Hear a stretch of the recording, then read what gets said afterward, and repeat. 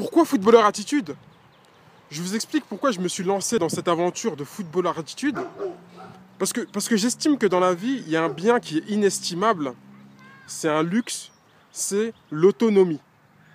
En fait, en me lançant dans footballeur attitude, je voulais ni plus ni moins que développer l'autonomie chez les gens pour pouvoir standardiser la chose.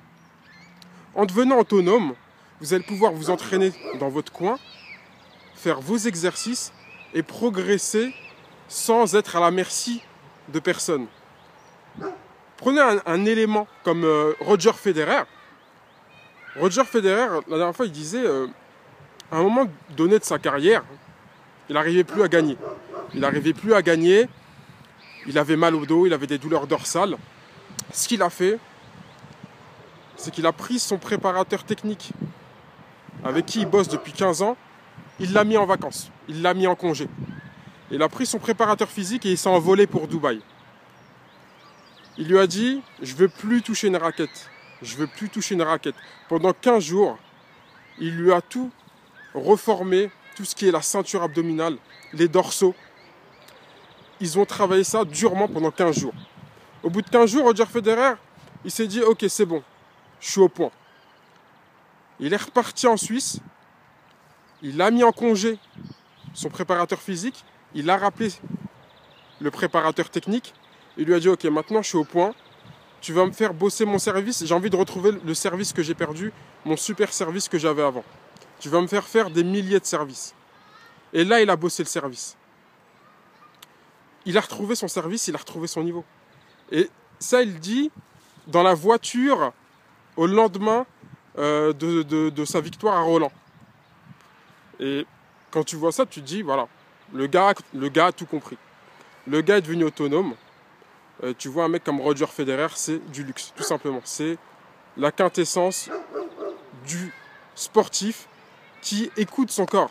Parce que qui mieux que le sportif peut écouter son corps et peut savoir ce qui est le mieux pour lui. Il n'a pas travaillé tout seul. Il a juste utilisé.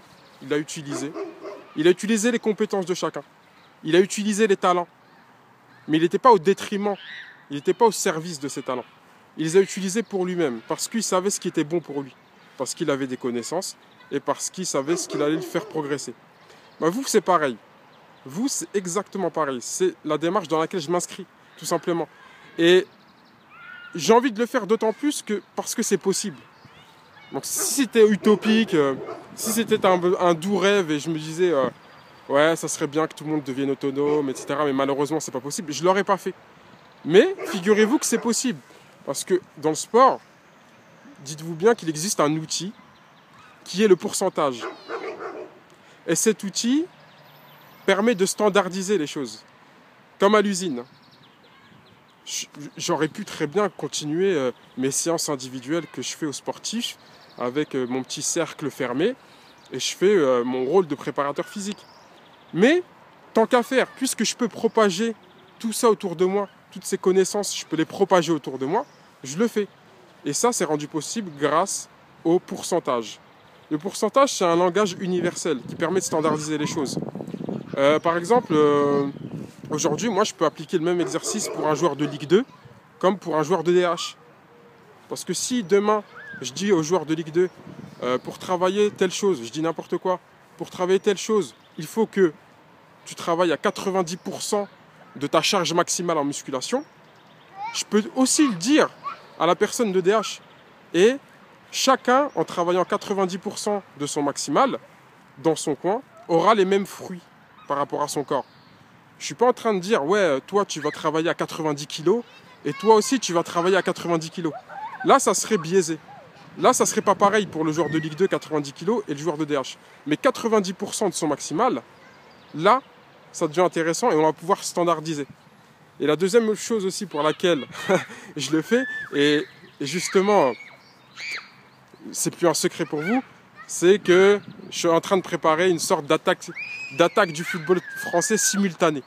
Et pour faire une attaque simultanée, c'est toujours mieux que chacun se prépare dans son camp. Chaque soldat se prépare dans son camp pour être au point au jour J où on va lancer l'attaque. C'est la raison aussi pour laquelle j'ai envie de standardiser tout ça et que chacun prenne un petit peu son côté sportif en main Donc moi je suis là pour vous soutenir derrière. Chacun prend son côté sportif en main pour pouvoir être au point au jour J lorsqu'on va attaquer le football européen. Je vous dis à très vite.